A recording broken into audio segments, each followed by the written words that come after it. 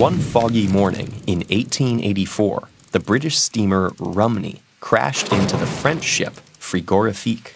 Seeing their ship filling with water, the French crew climbed aboard the Rumney.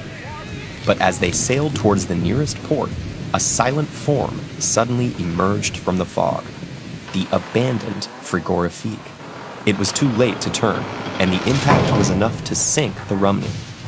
As the sailors scrambled into the lifeboats, the empty Frigorifique sailed back into the fog, having seemingly taken its revenge. In reality, the French sailors had left the engines running, and the Frigorifique sailed in a circle before striking the Rumney and finally sinking. But its story became one of the many tales of ghost ships, unmanned vessels that apparently sail themselves. And although they've influenced works like Dracula and Pirates of the Caribbean, crewless ships aren't the product of ghostly spirits, just physics at work. One of the most famous ghost ships was the Mary Celeste, found sailing the Atlantic in 1872 with no one aboard, water in its hold, and lifeboats missing.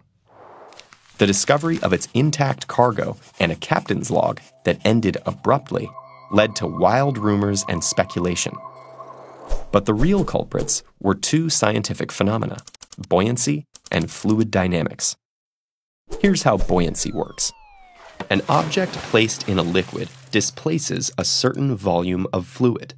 The liquid, in turn, exerts an upward buoyant force equal to the weight of the fluid that's been displaced.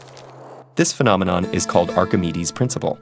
Objects that are less dense than water, such as balsa wood, icebergs, and inflatable rafts, always float. That's because the upward buoyant force is always stronger than the downward force of gravity. But for objects or ships to float when they're made of materials like steel that are denser than water, they must displace a volume of water larger than their weight. Normally, the water filling a ship's hull would increase its weight and cause it to sink, just what the Mary Celeste's crew feared when they abandoned ship. But the sailors didn't account for fluid dynamics. The water stopped flowing at the point of equilibrium, when it reached the same level as the hull. As it turned out, the weight of the water wasn't enough to sink the ship, and the Mary Celeste was found a few days later, while the unfortunate crew never made it to shore. Far stranger is the tale of A. Ernest Mills, a schooner transporting salt whose crew watched it sink to the seafloor following a collision.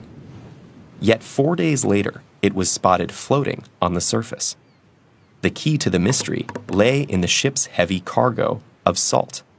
The added weight of the water in the hull made the vessel sink, but as the salt dissolved in the water, the weight decreased enough that the force of gravity became less than the buoyant force, and the ship floated back to the surface.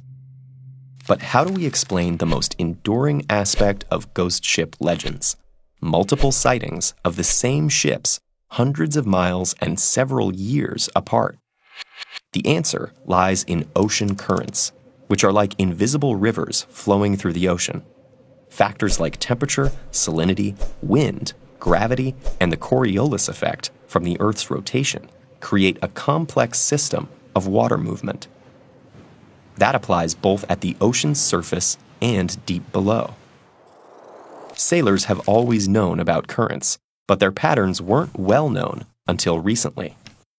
In fact, tracking abandoned ships was how scientists determined the shape and speed of the Atlantic Gyre, the Gulf Stream, and related currents in the first place. Beginning in 1883, the U.S. Hydrographic Office began collecting monthly data that included navigation hazards like derelict ships, whose locations were reported by passing vessels. So abandoned ships may not be moved by ghost crews or supernatural curses, but they are a real and fascinating phenomenon, born through the ocean and kept afloat by powerful, invisible, scientifically studied forces.